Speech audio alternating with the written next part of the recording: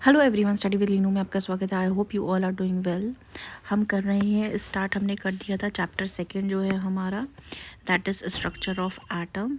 इस चैप्टर से जो रिलेटेड है हमने कुछ पोर्शन कवर कर लिया आपका। जिसने प्रीवियस वीडियोस हमारी नहीं देखी हैं वो हमारे चैनल में विज़िट करके प्रीवियस वीडियोस को देख सकते हैं। कंटिन्यू करते हैं। एटॉमिक मॉडल्स को जो है हमने समझ लिया था। सबसे पहले हमने समझा था जे थॉमसन का मॉडल, जिसे हम अलग अलग नेम से जानते हैं, that is plum pudding model, watermelon model हो गया। नेक्स्ट आया था फिर हमारा रदरफोर्ड का मॉडल। रदरफोर्ड के मॉडल से हमें पता चला था न्यूक्लियस के बारे में, एंड थॉमसन के मॉडल से हमें पता चला था इलेक्ट्रॉन के बारे में। आज हम कंटिन्यू कर रहे हैं वहीं से और कुछ और इनसे रिलेटेड चीज़ें जानेंगे in between the models.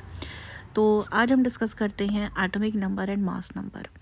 Presence of positive charge जो होता है न्यूक्लियस में, जो कि आइडेंटिफाई किया गया था by the Rutherford in experiment जो उन्होंने करा था, वहाँ से हमें क्या मिलता है कि presence of a positive charge on the nucleus is due to the protons in the nucleus.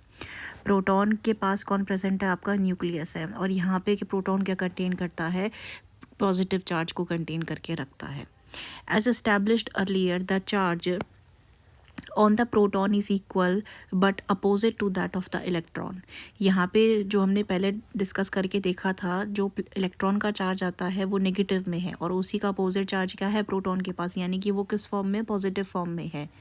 The number of protons जो प्रेजेंट होते हैं न्यूक्लियस में, वो क्या बताते हैं हमको? एटॉमिक नंबर के बारे में बताते हैं, जिसे हम रिप्रेजेंट करते हैं किससे? जेड से रिप्रेजेंट करते हैं। एग्जाम्पल की अगर बात करें तो नंबर ऑफ प्रोटॉन जो हाइड्रोजन में होते हैं, हाइड्रोजन के न्यूक्लियस में प्रेजेंट होते हैं, टू बी वेरी स्पेसिफिक, वो कितना होता है? 1 होता है। और सोडियम की बात करें तो यहाँ सोडियम के पास कितने आपके प्रोटॉन प्रेजेंट होते हैं सोडियम के न्यूक्लियस में? That is 11। देयरफॉर तो इन दोनों का एटॉमिक नंबर क्या हो जाएगा? हाइड्रोजन का 1 हो जाएगा और सोडियम का क्या हो जाएगा? 11 हो जाएगा। In order to keep the electrical neutrality, the number of electron in an atom is equal to the number of protons. ये हमने जाना था प्रीवियस सेक्शन में कि जितना ही इलेक्ट्रॉन होता है उतना ही नंबर कितने का होता है? प्रोटॉन का भी होता है, क्योंकि एटम क्या होता है? आपका इलेक्ट्रिकली न्यूट्रल होता है। इसका मतलब ये हुआ, अगर एक आपका प्रोटॉन प्रेजेंट है हाइड्रोजन के न्यूक्लियस में, तो आपका एक ही क्या होगा? आपका इलेक्ट्रॉन होगा। ऐसे ही सोडियम में भी अगर आपके 11 इलेक्ट्रॉन प्रोटॉन प्रेजेंट है सोडियम के न्यूक्लियस के पास, तो इसमें आपका क्या होगा? 11 ही इसके पास प्रोटॉन प्रेजेंट होंगे। एग्जाम्पल लेते हैं number of electron in hydrogen atom का, अगर हम देखते हैं तो क्या आता है? हमें 1 और 11 मिलता है रिस्पेक्टिवली। एटॉमिक नंबर अगर हम बोले तो क्या होगा? एटॉमिक नंबर जेड से जिसे रिप्रेजेंट करते हैं is equal to number of protons in the nucleus of an atom, number of electrons in a neutral atom. While the positive charge of the nucleus है वो किसकी वजह से है? प्रोटॉन की वजह से, जैसे हमने जाना। The mass of the nucleus जो होता है वो होता है प्रोटॉन और न्यूट्रॉन दोनों के वजह से, दोनों में डिफरेंस है। आपको ध्यान रखना है यहाँ पे, जो एटॉमिक नंबर होता है वो होता है, एटॉमिक नंबर किसकी वजह से? नंबर ऑफ प्रोटॉन के वजह से है। लेकिन जो मास होता है, मास ऑफ द न्यूक्लियस जो होता है वो प्रोटॉन और न्यूट्रॉन दोनों के वजह से होता है, एज डिस्कस्ड अर्लियर। जैसे हमने प्रीवियस सेक्शन में जाना भी था कि जो आपका प्रोटॉन और न्यूट्रॉन होता है ये कहाँ प्रेजेंट होता है? न्यूक्लियस में प्रेजेंट होता है, और इन्हें कलेक्टिवली हम क्या बोलते हैं? न्यूक्लियॉन्स बोलते हैं। यानी कि प्रोटॉन प्लस न्यूट्रॉन को हम क्या बोलेंगे? कलेक्टिवली न्यूक्लियॉन बोलते हैं। आगे देखते हैं इसमें, the total number of nucleons is termed as mass number, जैसे अभी हमने बताया है। तो मास नंबर क्या हो जाएगा आपका? Mass number is the number of protons plus number of neutrons. Mass number, number of protons को हम रिप्रेजेंट करते हैं जेड से, और मास नंबर ऑफ न्यूट्रॉन को रिप्रेजेंट करते हैं हम एन से, और मास नंबर को रिप्रेजेंट करते हैं हम ए से। ये सिंबल्स याद रखेंगे तो ज़्यादा बेनिफिट रहेगा।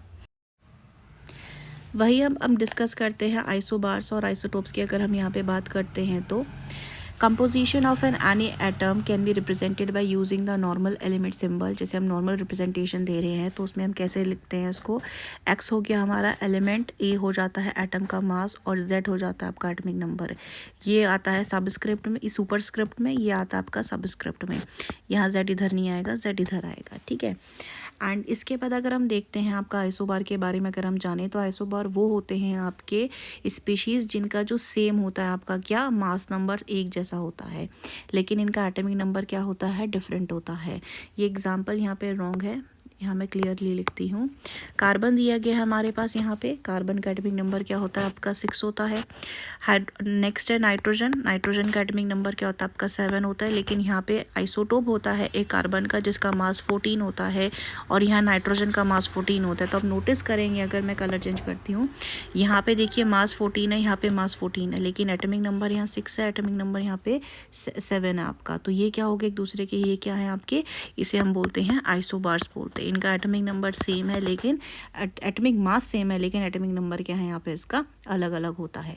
वहीं अगर हम आइसोटोप्स की बात करते हैं तो आइसोटोप्स में क्या हो जाता है आपका, एटम का जो मास होता है आपका ये अलग होता है, लेकिन एटॉमिक नंबर जो होता है आपका ये क्या होता है आपका सेम होता है यहाँ पे। जैसे यहाँ पे हाइड्रोजन की बात की गई है तो यहाँ पे ये गलत मेंशन है, ये यहाँ पे D2 हो जाएगा।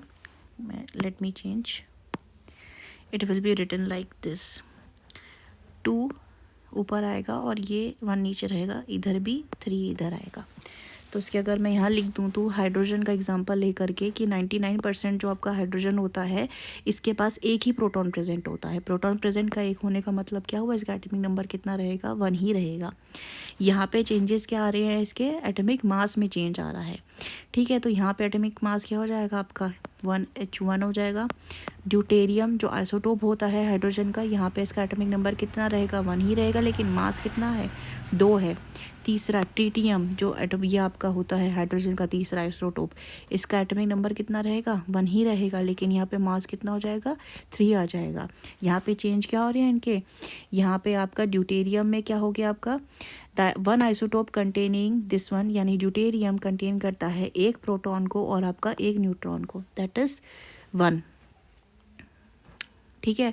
और दूसरा क्या कंटेन करेगा आपका, दूसरा वाला कंटेन करता है, पोजेस करता है एक प्रोटॉन को, दिस इज, एंड 2 न्यूट्रॉन को। जब हम माइनस करेंगे यहाँ पे न्यूट्रॉन निकालने का क्या होता है आपका फॉर्मूला, A-Z होता है ना। तो यहाँ पे ड्यूटेरियम का देखिए 2 मास है, 2 माइनस एटॉमिक नंबर कितना है 1 है, यानी एक प्रोटॉन है, तो हमें कितना मिल जाएगा, न्यूट्रॉन मिल जाएगा। तो एक न्यूट्रॉन होगा यहाँ पे आपके किसके पास, ड्यूटेरियम के पास। और ऐसे ही हम ट्रिटियम का निकालेंगे तो उसके पास कितने प्रेजेंट है, 2 न्यूट्रॉन प्रेजेंट है। I hope this is clear to you. Latter isotope is found in the trace amount on the earth. Other example अगर हम इसके लेते हैं और भी आइसोटोप हैं, जैसे कार्बन का लेते हैं, कार्बन के हमारे पास 6, 7, 8 न्यूट्रॉन्स प्रेजेंट है बिसाइड उसके 6 प्रोटॉन से, यानी कि कार्बन हमें किस फॉर्म में मिल रहा है। अब हर जगह जो है ये सबस्क्रिप्ट में 6 इधर ही लिखेंगे, इधर नहीं लिखेंगे, दिस इज मिस्टेक, इधर 17 इधर 17, ठीक है।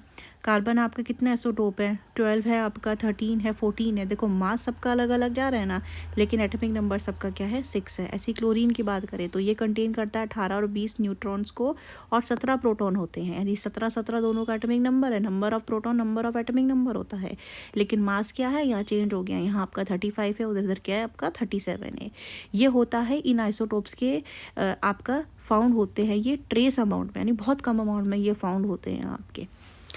नेक्स्ट आता है लास्टली अगर हम यहाँ देखते हैं, an important point to mention regarding the isotope is that the chemical properties of atoms जो होती हैं are controlled by the number of electrons which are determined by the number of protons in the nuclei. ये बहुत important चीज़ है जो यहाँ पे discuss की गई है।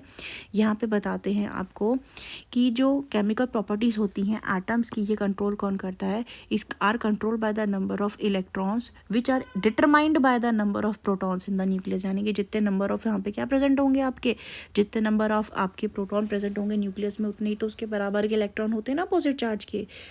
नंबर ऑफ न्यूट्रॉन जो प्रेजेंट होते हैं न्यूक्लियस में have very little effect on the chemical properties में किसी भी एलिमेंट की। देयरफॉर ऑल द आइसोटोप्स जो होते हैं of a given element show करते हैं एक ही जैसा केमिकल बिहेवियर को।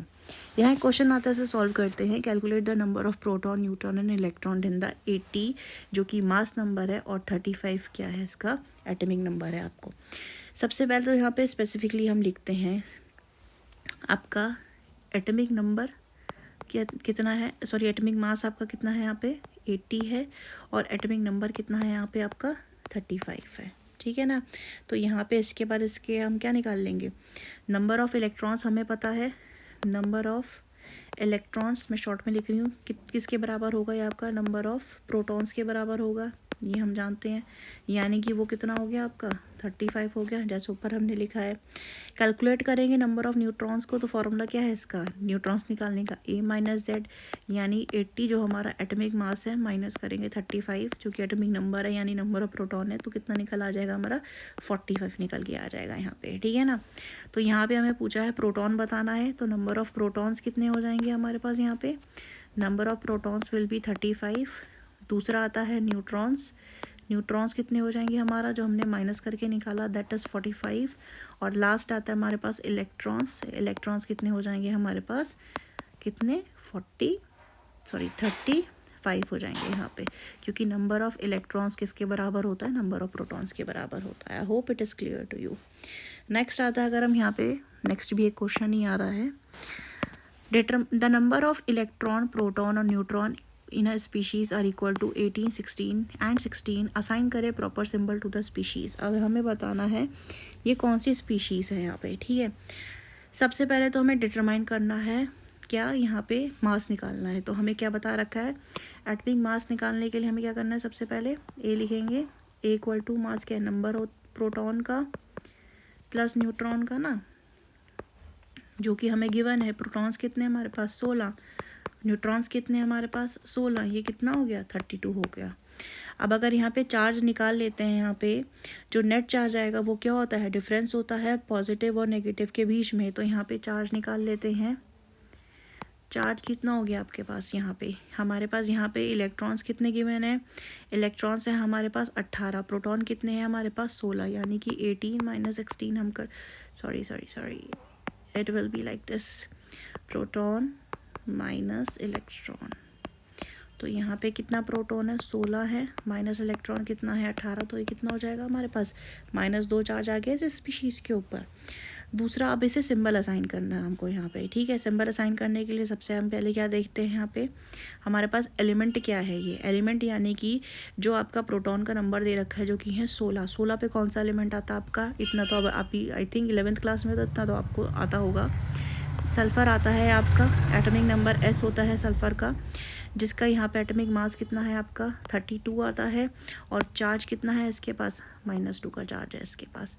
तो ये क्या बना है आपका स्पीशीज़ बना, जिसको हमने क्लियरली यहाँ पे रिप्रेजेंट किया है। Hope it is clear to you. Next चल के देखते हैं हम यहाँ पे क्या था हमारे पास, ड्रॉबैक आते हैं किसके, रदरफोर्ड के। रदरफोर्ड के बारे में कल हमने जाना था, इनके एक्सपेरिमेंट के बारे में हमने जाना था, जिससे हमें पता चला था न्यूक्लियस के बारे में, न्यूक्लियस की डिस्कवरी की गई थी यहाँ पे। As you have learned above, Rutherford nuclear model जो था एटम का, is like a small scale solar system with the nucleus playing the role of the massive sun and the electron being similar to the lighter planets। ये कैसे represent करा रहा है आपको atom के बारे में, कि सेंटर में क्या प्रेजेंट है आपका, जैसे सेंटर में एक सन होता है सोलर सिस्टम में, और किनारे उसके क्या होते हैं, प्लैनेट्स होते हैं जो रिवॉल्व कर रहे होते हैं। सिमिलरली जो एटम भी होता है उसमें न्यूक्लियस क्या होता है, सेंटर में होता है, उसके किनारे कौन घूम रहा होता है आपका, इलेक्ट्रॉन्स घूम रहे होते हैं। व्हेन क्लासिकल मैकेनिक्स इसमें अप्लाई करी जाती है, it shows that the planets describe well defined orbit around the sun. तो gravitational force between the planet is given by the expression, किस एक्सप्रेशन से देते हैं हम उसे देते हैं फोर्स इक्वल टू क्या होता है हमारा जी आपका क्या होता है, ये जी होता है यूनिवर्सल ग्रेविटेशनल कांस्टेंट इनटू, ये किससे मल्टीप्लाई कर रहे हैं, मास 1 मास 2 अपॉन r²। ये क्या होता है, दो बॉडीज़ अगर हमको दे रखी है यहाँ पे, इनके बीच का डिस्टेंस क्या है हमारा r², ये m1 है ये m2 है, जी इस पे लग रहा है और f हम निकाल रहे हैं। यहाँ पे m1 m2 क्या है, मासेस है, r डिस्टेंस होता है separation of the masses, and g क्या ग्रेविटेशनल कांस्टेंट होता है। The theory can also calculate precisely the planetary orbit and these are in agreement with the experimental measures. Similarity between solar system और nuclear model suggest करता है कि जो electron होते हैं वो क्या कर रहे हैं, should move around the nucleus in a well defined orbit. जैसे कि प्लैनेट्स घूमते हैं ना सन के चारों तरफ एक वेल डिफाइंड ऑर्बिट में, ऐसे ही इलेक्ट्रॉन भी घूम रहा है। फर्दर अगर कूलम फोर्स लगते हैं यहाँ पे, जो कि है आपका k q1 q2 upon r², जहाँ पे q1 q2 क्या है आपके चार्जेस हैं, r सेपरेशन डिस्टेंस है इन दो के बीच का। तो तो यहाँ पे क्या बताता है, और के इज प्रोपोर्शनलिटी कांस्टेंट है between electron and nucleus is mathematically similar to the gravitational force. However जब एक बॉडी मूव कर रही है किसी ऑर्बिट में, it undergoes acceleration even if it is moving with a constant speed in an orbit because of changing direction. So an electron in the nuclear model क्या होता है, describing planet like orbit is under acceleration. अब next अगर हम यहाँ पे देखते हैं, according to the electromagnetic theory of Maxwell, ये क्या कहते हैं कि जो चार्ज पार्टिकल्स होते हैं जब ये एक्सेलरेट करते हैं तो इनको एमिट करना चाहिए इलेक्ट्रोमैग्नेटिक रेडिएशन को। ये थ्योरी बताती है मैक्सवेल की। ये जो फीचर होता है not exist for planet since they are uncharged, planet के यहाँ आपके अनचार्ज है तो प्लैनेट के लिए नहीं है ये आपका। Therefore N electron in an orbit जो होगा वो एमिट करेगा चार्ज। ये जो एनर्जी होती है is carried by the radiation comes from the electronic motion. दस इस वजह से क्या होना चाहिए, ऑर्बिट विल दस कंटिन्यू टू श्रिंक, यानी कि ऑर्बिट क्या होता जाएगा आपका, श्रिंक करता जाएगा इसके वजह से। कैलकुलेशन शोज करती हैं कि that it should take an electron 10 की power -8 second to spiral into the nucleus. इसको स्पायरल करके न्यूक्लियस के अंदर गिरने में कितना टाइम लगेगा, इट विल टेक 10 की power -3 seconds. But this does not happen, लेकिन ऐसा कभी नहीं होता है। इलेक्ट्रॉन जो होते हैं वो रिवॉल्व कंटिन्यूसली करते रहते हैं अराउंड द न्यूक्लियस, ये कभी भी न्यूक्लियस के अंदर आके गिरते नहीं हैं। दस Rutherford model can not explain the stability of atom. बहुत इंपॉर्टेंट चीज़ निकल करके आई है, इसका जो ड्रॉबैक रहा है वो ये रहा है कि रदरफोर्ड जो था ये आपके स्टेबिलिटी के बारे में नहीं बताया था एटम्स की। If the motion of an electron is described on the basis of the classical mechanics and electromagnetic theory, you may ask that since motion of electron in orbit क्या है is leading to instability of the atom इसके according, then why not consider electron as an stationary around the nucleus। आप ऐसे भी तो समझ सकते हो ना कि क्या पता इलेक्ट्रॉन स्टेशनरी हो यहाँ पे न्यूक्लियस के एक ही पोजीशन में हो। अगर इलेक्ट्रॉन स्टेशनरी है तो इलेक्ट्रोस्टैटिक अट्रैक्शन इन दोनों के बीच में लगेगा between the dense nucleus and electron would pull the electrons towards the nucleus to form a miniature version of Thomson model of atom. लेकिन यहाँ पे ऐसा भी नहीं है, क्योंकि यहाँ पे इलेक्ट्रॉन क्या कर रहे हैं, इलेक्ट्रोस्टैटिक अट्रैक्शन का पुल लग रहा है यहाँ पे इनके बीच में, डेंस न्यूक्लियस के बीच में, तो यहाँ क्या हो जाएगा, थॉमसन मॉडल जैसा क्रिएशन हो जाएगा। ऐसा भी नहीं है। अनदर सीरियस ड्रॉबैक क्या निकल करके आता है रदरफोर्ड का, is that it says nothing about distribution of electron around the nucleus and the energies of these electrons. ये नहीं बता पाया था कि इलेक्ट्रॉन कैसे डिस्ट्रीब्यूटेड है अराउंड द न्यूक्लियस में और इनकी एनर्जीज कैसी है इलेक्ट्रॉन्स की इसके साथ में। तो ये थे आपके ड्रॉबैक्स अबाउट दी किसके, रदरफोर्ड के ड्रॉबैक्स के, जो यहाँ पे क्या कर रखा था आपका, डिस्कस कर रहा था यहाँ पे। ठीक है, तो ये था आज का हमारा डिस्कशन जो हमने करा है। I hope this video is very clear to you. If you have any queries and question to ask, you can ask in the comment section and you can get the PDF of this video by joining our Telegram channel Study with Linu. Thank you for watching this video.